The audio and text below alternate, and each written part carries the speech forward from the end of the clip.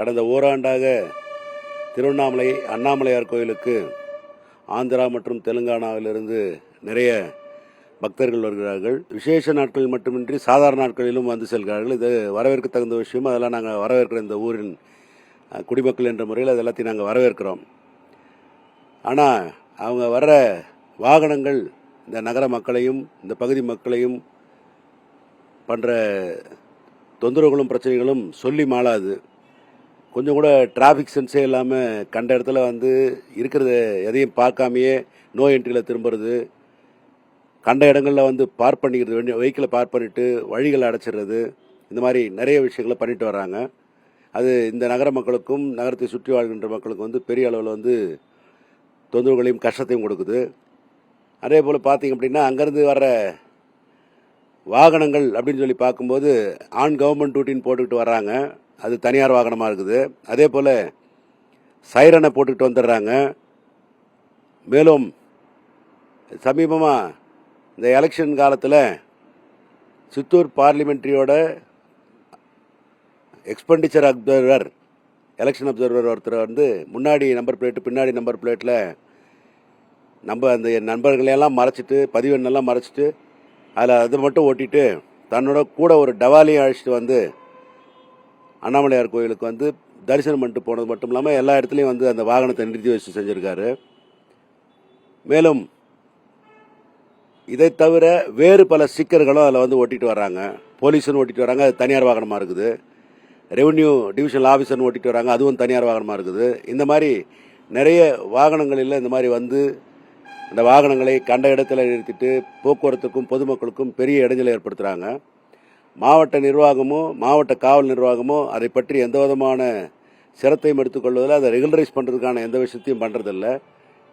ஆந்திராவிலிருந்தும் தெலுங்காவிலிருந்தும் மேற்சொன்னவாறு வர்ற வாகனங்கள் வந்து அனைத்துமே வந்து போக்குவரத்து விதிகளுக்கு முரணான வகையிலும் போக்குவரத்து சட்டங்களுக்கு முரணான வகையிலும் மோட்டார் வெஹிக்கிள் ஆக்டுக்கு எதிரான வகையிலும் செயல்பட்டு கொண்டிருக்கிறது.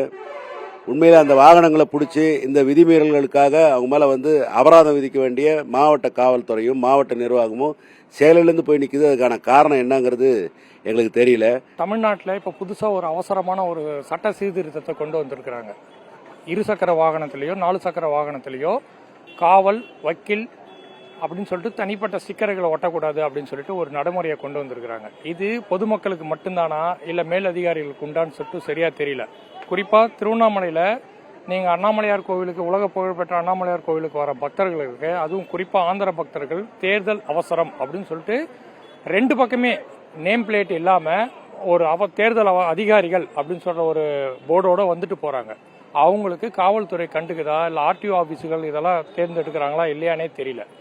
குறிப்பாக அதே மாதிரி ஆந்திராவிலேருந்து வர பக்தர்களுக்கு கொடுக்கக்கூடிய முக்கியத்துவம் திருவண்ணாமலை உள்ளூர் பக்தர்களுக்கு யாருக்குமே தரத்தில்லை. கோவில் நிர்வாகமோ அதிகாரிகளோ ஏன் அப்படின்னு சொல்லிட்டு இது வரைக்கும் தெரியாத ஒரு விஷயமா இருக்குது.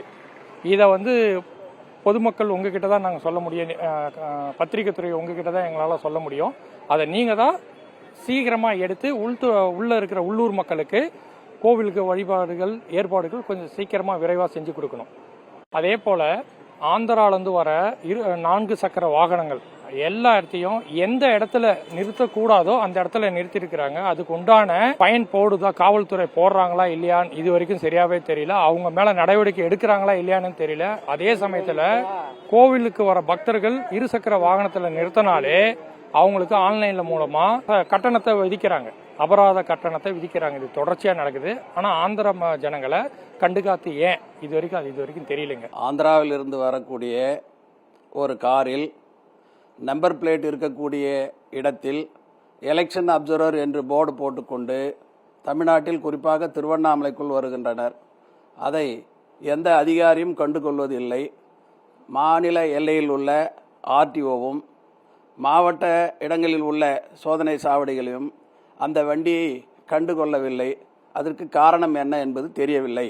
தமிழகத்தில் அட்வொகேட் காவல்துறை என்று போர்டு வைத்து கொண்டு வரக்கூடிய கார்களில் அபராதம் விதிக்கும் இந்த அரசாங்கம், காவல்துறை ஆந்திரா பகுதியிலிருந்து வரக்கூடிய இந்த கார்களுக்கு ஏன் அபராதம் விதிக்கவில்லை, ஏன் அதை சோதனை செய்யவில்லை என்று பொதுமக்கள் எதிர்பார்க்கிறார்கள். வெளியூரிலிருந்து வரக்கூடிய ஆந்திரா தெலுங்கானா பகுதியிலிருந்து வரக்கூடிய உயர் அதிகாரிகள் தங்களுடைய டபேதாரோடு நேரடியாக கோயிலுக்கு செல்கிறார்கள். அந்த உயர் அதிகாரிகளுக்கு கோயிலுக்கு வருவதற்கு சில சலுகைகள் உள்ளது. இருந்தாலும் கூட உள்ளூர் பக்தர்கள் நீண்ட வரிசையில் சுமார் ஒரு 6 மணி நேரம் காத்திருந்து தரிசனத்துக்காக நிற்பவர்கள் இடையில் இவர்கள் நேரடியாக கோயிலுக்குள் சென்று உள்ளூர் மக்களை அவதிக்குள்ளாக்குறார்கள் என்பது பொதுமக்கள் கருத்து தெரிவிக்கின்றனர். செய்திகளை உடனுக்குடனும் துல்லியமாகவும் தெரிந்து கொள்ள சப்ஸ்கிரைப் பண்ணுங்க.